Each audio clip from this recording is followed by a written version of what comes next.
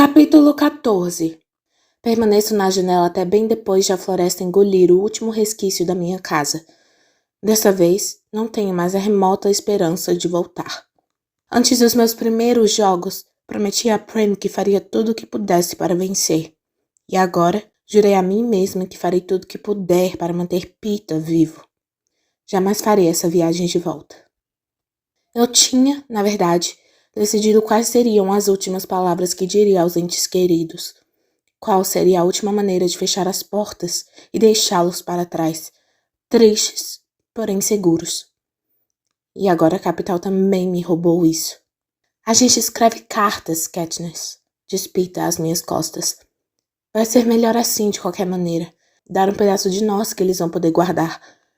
Haymitch pode entregar pra gente se elas precisarem ser entregues. Balanço a cabeça em concordância e vou direto para o meu compartimento. Sento-me na cama, ciente de que jamais escreverei as tais cartas.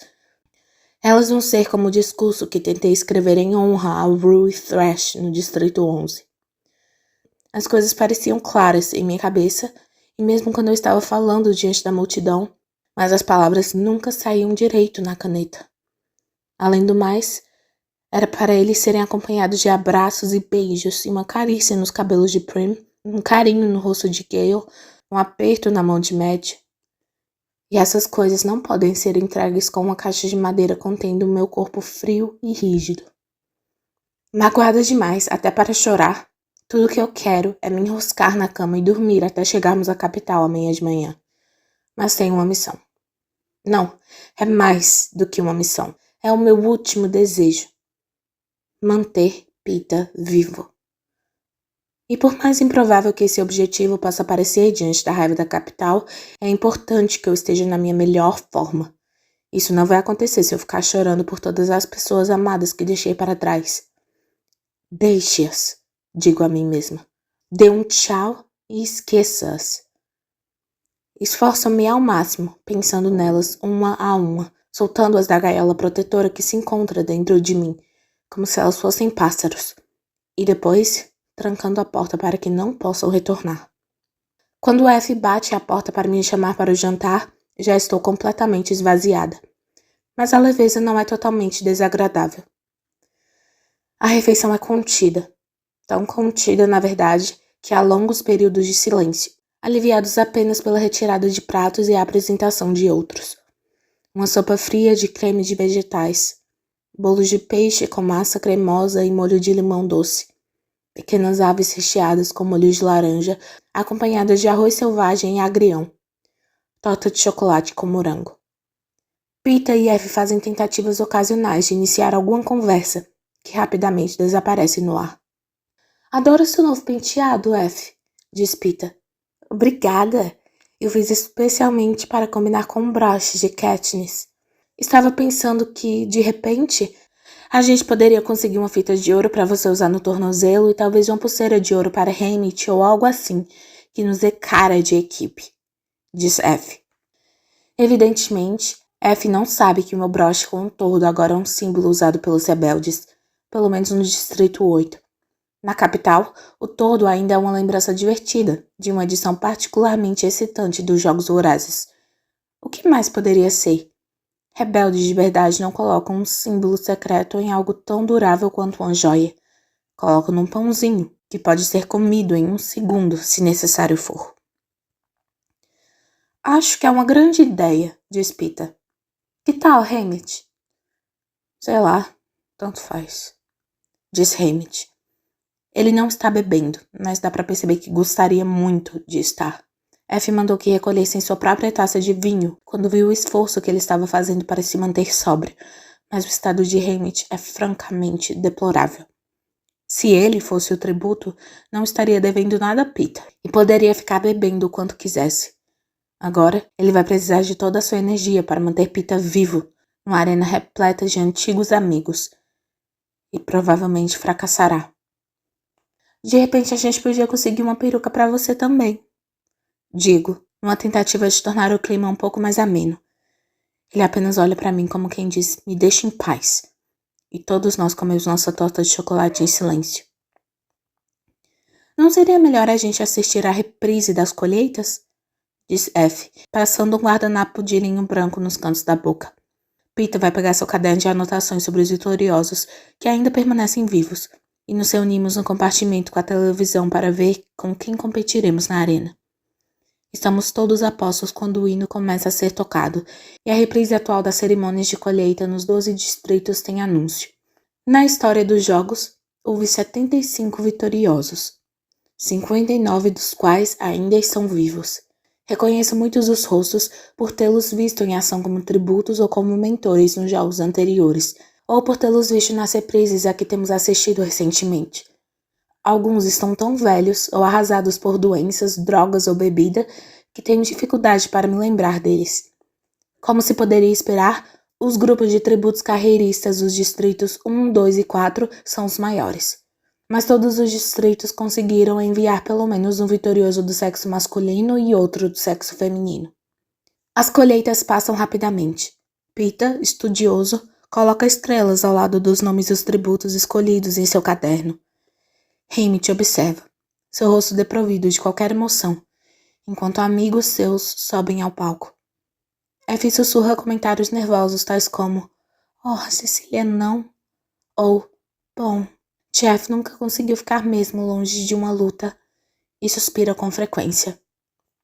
Quanto a mim, tento fazer algum registro mental dos outros tributos, mas como no ano passado, apenas alguns ficam realmente na minha cabeça.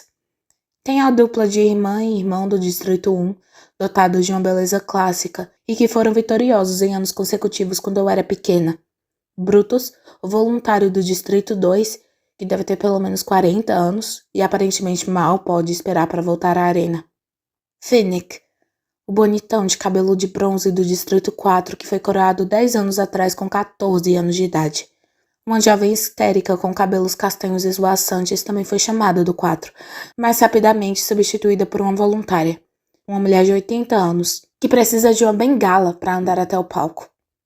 Então, aparece Joanna Mason, a única vitoriosa ainda viva do sexo feminino do Distrito 7, que venceu alguns anos atrás fingindo ser fraca.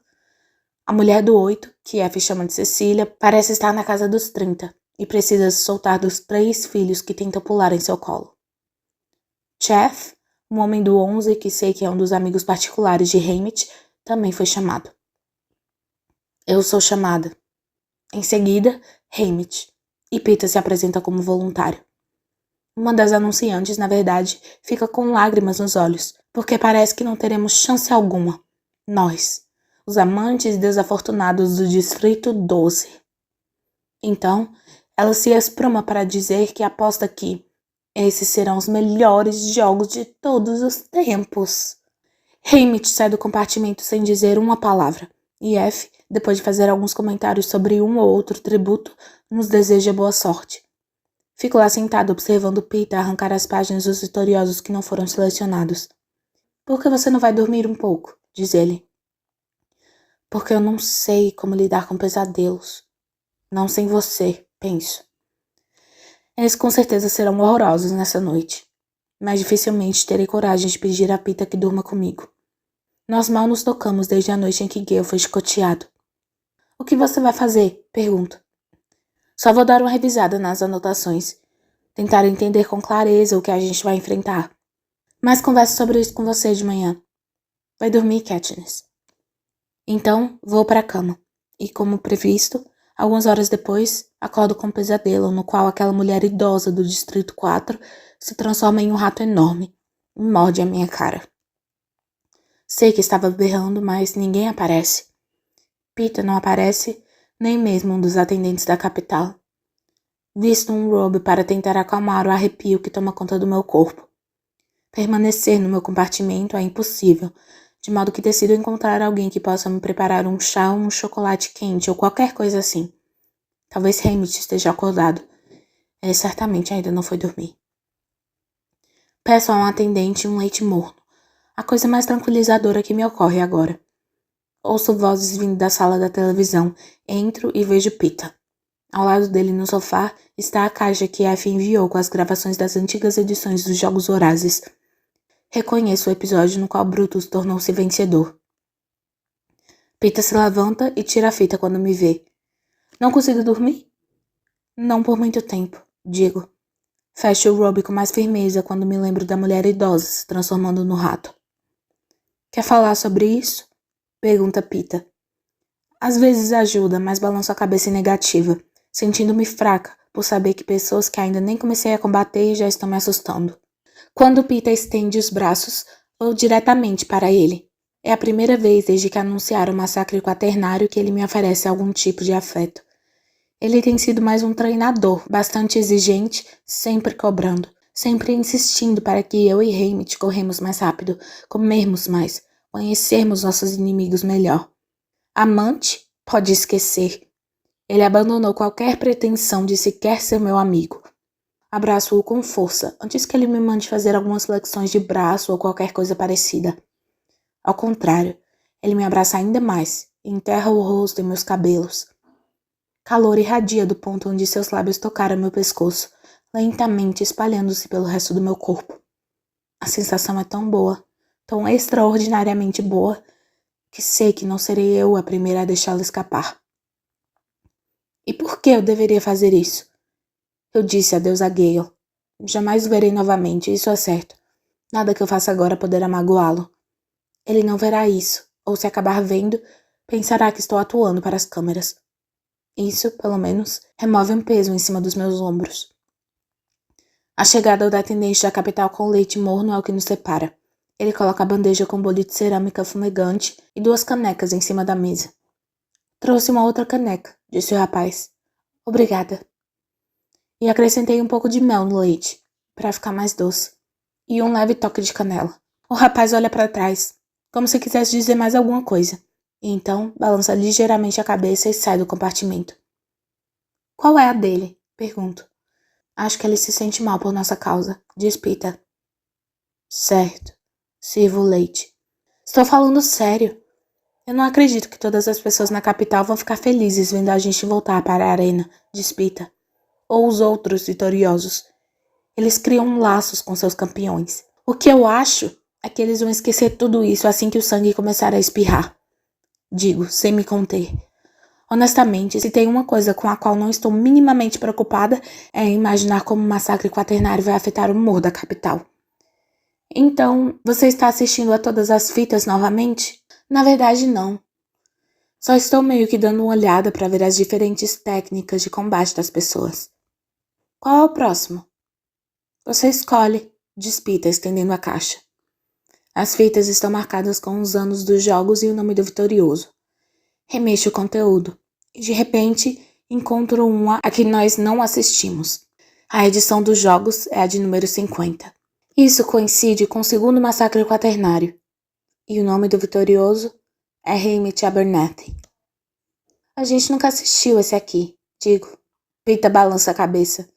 Não, eu sabia que Haymitch não queria que a gente visse. Da mesma maneira que a gente não queria rever nossos próprios jogos. E como nós todos fazemos parte da mesma equipe, não achei que valesse tanto a pena. A pessoa que venceu a edição 25 está aqui? Acho que não. Quem quer que tenha sido já deve estar morto agora. E F só mandou vitoriosos que a gente talvez tivesse de enfrentar. Pita balança a fita de Haymitch no ar. Por quê? Você acha que a gente devia assistir? É o único massacre que temos para ver. Talvez a gente conseguisse pescar alguma coisa interessante sobre como eles funcionam, digo. Mas sinto-me estranha. Parece uma tremenda invasão à privacidade de Haymitch. Não sei por que deveria ser, já que a coisa toda foi de caráter público. Mas é. Tenho que admitir que também estou extremamente curiosa. A gente não precisa contar para Haymitch. Tudo bem, concorda Pita. Ele coloca a fita e me enrosco perto dele no sofá com a caneca de leite, que está realmente delicioso com o mel e a canela, e me entretenho com a 50ª edição dos Jogos Vorazes. Depois do hino, mostram o presidente Snow pegando o envelope do segundo massacre quaternário. Ele parece mais jovem, porém igualmente repulsivo. Ele lê o quadradinho de papel com a mesma voz onerosa que usou conosco, informando a Panem que em honra do massacre quaternário haverá 2 vezes o número de tributos. Os editores cortam para a colheita, onde anunciam nome após nome após nome. Quando chegamos ao distrito 12, já estou completamente chocado pela impressionante quantidade de crianças indo para a morte certa. Há uma mulher, que não é F, chamando os nomes no 12. Mas ela ainda começa com primeiro as damas. Ela chama o nome de uma garota que mora na costura, dá pra ver pela aparência dela, e então ouço o nome Maisie Donner. Ah, digo, ela era amiga da minha mãe. A câmera a encontra na multidão, grudada a 2 outras garotas, todas louras, todas filhas de mercadores, com toda certeza. Acho que a sua mãe a está abraçando, diz Peter em voz baixa. Ele está certo. Enquanto Maisie Donner corajosamente desgruda-se e se encaminha para o palco, vislumbro minha mãe com minha idade. E ninguém exagerou sua beleza. Segurando sua mão e chorando está uma outra garota que se parece muito com Maisie Lee, mas também se parece muito com uma outra pessoa que eu conheço. Madge, digo. Aquela mãe dela. Ela e Maisie Lee eram gêmeas ou qualquer coisa assim. Meu pai uma vez mencionou isso. Penso na mãe de Madge, a mulher do prefeito Undersea, que passa a metade da vida na cama, imobilizada com dores terríveis, distante do mundo. Penso em como nunca percebi que ela e minha mãe compartilhavam essa ligação. Em Madge aparecendo naquela tempestade de neve para trazer analgésicos para Gale. E meu broche com um tordo, e em como ele significa uma coisa completamente diferente agora, que sei que sua antiga dona era tia de Madge, Maisie Donner, um tributo que foi assassinado na arena. O nome de Haymitch é chamado por último. É mais chocante vê-lo do que ver minha mãe. Jovem, forte. Difícil de admitir, mas até que ele era boa pinta. Seus cabelos escuros e ondulados, aqueles olhos cinzentos e brilhantes típicos da costura, já naquela época perigosos. Ah, Pita, você não acha que foi ele que matou Maisie Lee, acha? Explodo. Não sei porquê, mas não consigo suportar essa ideia. Com 48 jogadores, eu diria que as chances são poucas. A carruagem parte. Nela, os garotos do Distrito 12 vão vestidos em horríveis trajes de mineiros, e as entrevistas surgem na tela. Há um tempinho para focalizar todos eles, mas como Haymitch vai ser vitorioso, conseguimos ver uma entrevista completa dele com Caesar Flickerman, cuja aparência é exatamente a mesma de sempre, em seu terno de noite azul brilhante. Apenas seus cabelos, pálpebras e lábios na cor verde escura estão diferentes. Então, Haymitch, o que você acha dos jogos terem 100% a mais de competidores do que o usual? Pergunta Caesar. Haymitch dá de ombros. Eu não vejo muita diferença nisso. Eles vão continuar sendo 100% tão estúpidos quanto sempre foram. De modo que imagino que as minhas chances serão as mesmas, grosso modo. A audiência cai na gargalhada e Haymitch retribui com um meio sorriso. Cortante. Arrogante. Indiferente. Ele não precisava ir tão longe assim, precisava? Pergunto. Agora, estamos na manhã em que os jogos começam. Nós assistimos do ponto de vista de um dos tributos que está ascendendo através do tubo da sala de lançamento em direção à arena. Não consigo evitar um leve arquejo. A descrença está refletida nos rostos dos jogadores. Até as sobrancelhas de Haymitch se erguem de prazer, embora se juntem quase que imediatamente para formar uma carranca. É o local mais impressionante que se pode imaginar. A cornucópia dourada está afincada no meio de uma campina verde, com lindas flores espalhadas aqui e ali. O céu está azul e com algumas nuvenzinhas brancas. Vistosos pássaros voam acima. Pela forma como os tributos estão cheirando o ar, o aroma deve ser fantástico. Uma tomada aérea mostra que a campina se estende por quilômetros. Bem ao longe, em uma direção, parece haver uma floresta. Na outra, uma montanha coberta de neve. A beleza desorienta muitos dos jogadores, pois quando soa o gongo, a maioria parece estar tentando acordar de um sonho. Não Haymitch, entretanto. Ele está na cornucópia, armado até os dentes e com uma mochila cheia de suprimentos escolhidos a dedo. Ele se encaminha para a floresta, enquanto a maioria dos outros ainda está saindo de seus pratos. 18 tributos são mortos no banho de sangue do primeiro dia. Outros começam a morrer depois. e fica claro que quase tudo naquele lugar bonitinho, as apetitosas frutas pendendo dos galhos, a água nas correntes cristalinas, até mesmo o aroma das flores quando inaladas diretamente, é mortalmente venenoso. Apenas a água da chuva e a comida da cornucópia são seguras para o consumo. Há também um grupo grande de 10 tributos carreiristas vasculhando a área da montanha atrás de vítimas. Haymitch tem seus próprios problemas na floresta, onde os fofos esquilos dourados são, na verdade, carnívoros e atacam em bandos, e as picadas das borboletas proporcionam agonia, se não morte. Mas ele persiste em seu avanço, sempre mantendo a distante montanha atrás de si. Maisie Donner também demonstra ter ela própria recursos suficientes para uma garota que sai da cornucópia apenas com uma pequena mochila. Dentro, ela encontra uma tigela, um pouco de carne desidratada e uma zarabatana com 2 dúzias de dardos. Fazendo uso dos venenos prontamente disponíveis, ela logo transforma a zarabatana em uma arma mortífera, mergulhando os dardos em substâncias letais e direcionando-os para os corpos dos oponentes. No decorrer de 4 dias, a pitoresca montanha torna-se um vulcão em erupção, que varre mais uma dúzia de jogadores, e com esses se excluem 5 do bando de carreiristas. Com a montanha cuspindo fogo líquido e a campina não oferecendo nenhuma possibilidade de esconderijo, os 13 tributos restantes, incluindo Haymitch e Maisie Lee, não têm outra escolha a não ser confinar-se na floresta. Haymitch parece inclinado a continuar na mesma direção, distante da agora vulcânica montanha, mas um emaranhado de cercas vivas densamente entrelaçadas o obriga a dar a volta e retornar para o centro da floresta, onde encontra 3 dos carreiristas e saca sua faca. Eles podem ser bem maiores e mais fortes, mas Haymitch possui uma velocidade invejável e já matou 2 quando o terceiro o desarma. Esse carreirista está a ponto de cortar o seu pescoço quando um dardo o derruba. Maisie Donner sai da floresta. Nós viveríamos mais se cooperássemos um com o outro. Acho que você acabou de provar essa tese, disse Haymitch, esfregando o pescoço. Aliados? Maisie balança a cabeça em concordância.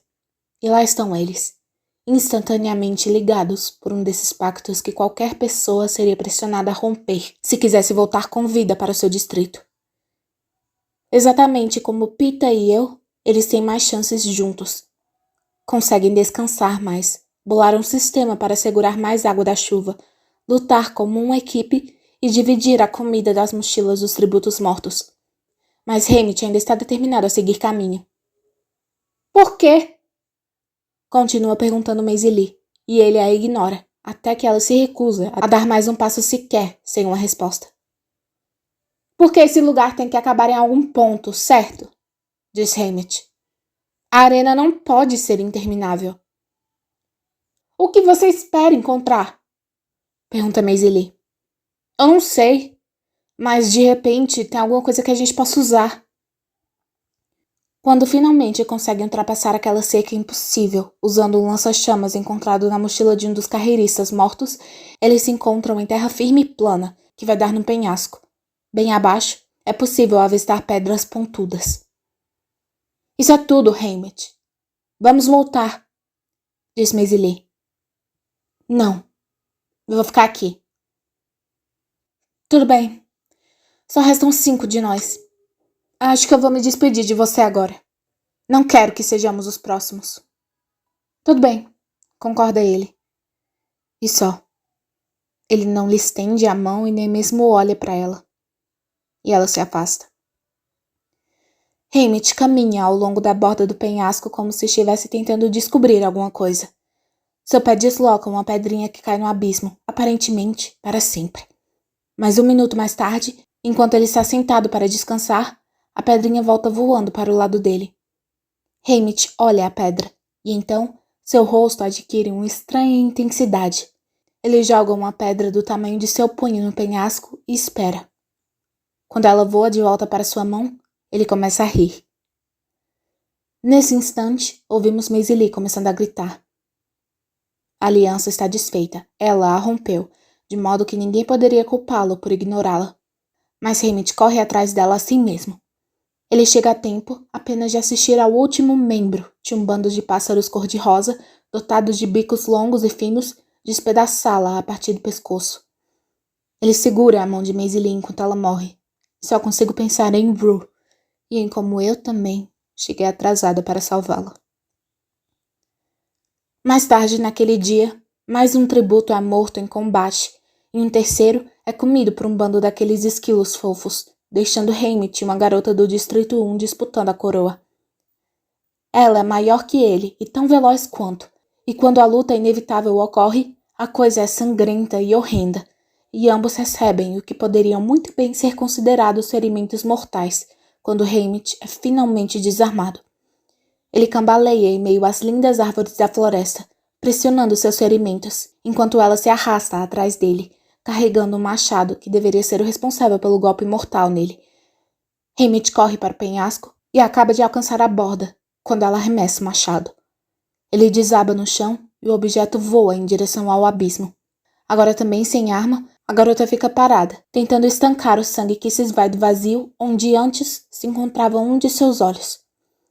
Ela está pensando que talvez consiga superar Haymitch, que está começando a ter convulsões no chão. Mas o que ela não sabe é que o machado vai retornar. E depois de voar por cima da saliência, o objeto se crava em sua cabeça. Ouve-se o tiro de canhão, seu corpo é removido e os trompetes soam, anunciando a vitória de Haymitch. Peeta para a fita e ficamos lá sentados em silêncio por um tempo.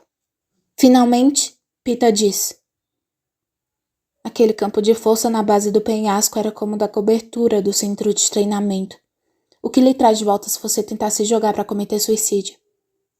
Haymitch descobriu um jeito de transformar a coisa numa arma. Não apenas contra os outros tributos, mas também contra a capital. Digo, você sabe que eles não esperavam que isso acontecesse. Isso não era para fazer parte da arena. Nunca foi ideia deles alguém usar isso como arma. Ele ter descoberto a coisa deixou todo mundo na capital com cara de otário. Aposto que eles se divertiram muito tentando explicar isso aí. Aposto que é por isso que não me lembro de ter visto esse programa na televisão. É quase tão ruim quanto a gente com as amoras. Não consigo deixar de rir. Rir mesmo. Pela primeira vez em meses. Peeta só balança a cabeça como se eu tivesse ficado louca. E talvez eu tenha ficado um pouco. Quase, mas não tanto. Diz Haymitch atrás de nós. Gira o corpo, temendo que ele esteja com raiva por termos assistido à fita, mas ele só dá um risinho debochado e toma um gole de uma garrafa de vinho. Sobriedade até parece. Imagino que deveria estar irritada por ele estar bebendo novamente, mas estou ocupada com uma outra sensação. Passei todas essas semanas conhecendo os meus competidores, sem nem mesmo pensar em quem eram os meus parceiros de equipe. Agora, uma nova espécie de confiança está se iluminando dentro de mim, porque acho que finalmente sei quem é Haymitch.